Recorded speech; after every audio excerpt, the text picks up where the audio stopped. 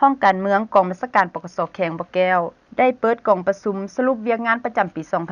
2024 และวางทิศทางแผนการเวียกงานจุบซุมปี 2025 อยู่ที่กองบัญชาการปกสแขวงโดยเป็นประธานของทานพันโทเวียงไซพงษ์สุวรรณหัวหน้าห้องการเมืองให้เกียรติเข้าร่วมของทานพันเอกจันทราไสยวงศ์ห้องหัวหน้ากองบัญชาการปกสแขวงมีบรรดาห้องอ้อมข้างกองบัญชาการปกสเมืองห้วยทรายและพนักงานนักรบภายในห้องการเมืองเข้าร่วมทานพันโทนกแก้วพันยาแสงได้ขึ้นผ่านหางบทสรุปเวียกงานประจำปี 2024 และวางทิศทางแผนการเวียกงานจุดซุมปี 2025 ในระยะ1ปีผ่านมา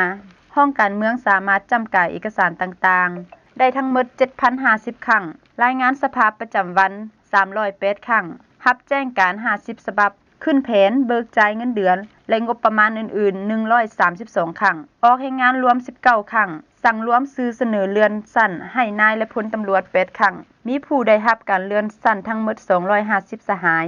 หญิง13สหายกวดเอกสารให้งานเงินเดือนทั่วกองบัญชาการ150ครั้งออกข้อตกลงซับซ้อนยกย้าย10ครั้งปรับปรุงการจัดตั้งหากฐานพรรคหน่วยพรรคให้แทดเหมาะกับหน้าที่เวียกงานตัวจริงสุกยู่การก่อสร้างหน่วยพรรคปลอดใสเข้มแข็งหนักแน่นก่อสร้างและขยายพรรครับประกันทางด้านจำนวนและคุณภาพปฏิบัติตามหลักการ3ทิศ4นำเสนอมหาชนก้าวหน้าเข้าพรรคสำรองเลื่อนขึ้นเป็นสมาชิกพรรคสมบูรณ์ภายในห้องได้4สหายหญิง2สหายเปิดเรียนสนับสนุนและระเบียบพรรคให้มหาชนก้าวหน้า64สหายหญิง9สหายเฮ็ดใบอนุมัติสร้างเศรษฐกิจครอบครัวให้นายและพลตำรวจ57สหายหญิง3สหายอนุมัติลาพักประจำปี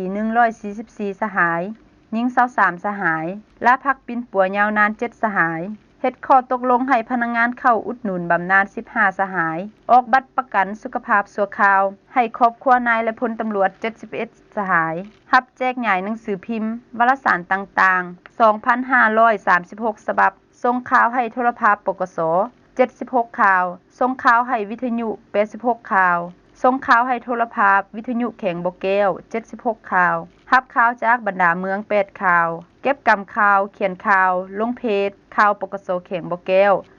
159ข่าวแสดงศิลปะ2ครั้งกวดกาการปฏิบัติแนวทางนโยบายมติคำสั่งของพรรคติดตามกวดกาประวัติของพนักงานในกำลังปกส